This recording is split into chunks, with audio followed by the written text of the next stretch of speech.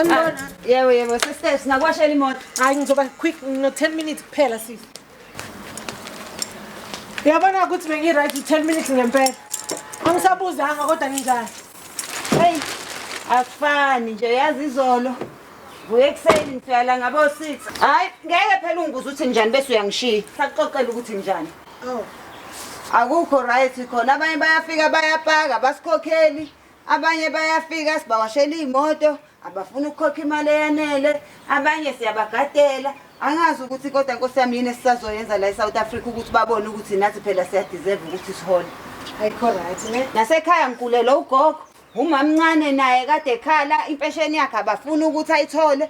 Usisi wami lo munye ufunela ingane yakhe isikole lutho akasitholi. Omakhelwane wami naye bamvalela amanzi. Uyazi nje akukho ngempela nje ukuhamba kahle. Ngisakuxoxela uzuya ndawo wena ungisukelilwa ngibuza ukuthi njani.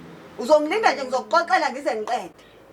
Okay. Nobhuti lo munye obehlala empangeni bamxoshile emqashweni ngoba ubengakhokhile last month manje ke kuthiwa akabuye kaze ekhaya angazi ukuthi sekuyinto esizoyenza njani kanti nengane kaSisi le enye yayithola ingane ngonyaka odlule kutholakala ukuthi kanti le ngane esasiyibike kumuntu orong ubaba wayewa ngempela akuyena lo esasisi yake sofanele senze umsebenzi ke manje sixolise leyo nto kanti nasekhaya ke sitheme sithi siyobheka kubantu abahlolayo bathi izinto zivaleleke nje ngoba uma shuthi bamane babhala nobaba mayifa isiqale phansi ke senze imali yokuthi sikwazi ukuthi sibashadise ngokosiko kanti nengane yadadewethu ke le enye lo yahamba lokho sazi noma unga noma kwenzekani silo sayifuna siyitholi nezibuko zami ke lezi engangi-order kulo sisodayisa izinto zaphesheya lo ngayilinda angithi lezi angidayisela zona zokuqazama nezaphuka manje kanti futhi udadewethu lo munye bese thuzoqashwa kamasipala kanti wagwaza kumuntu orong badlale ngayo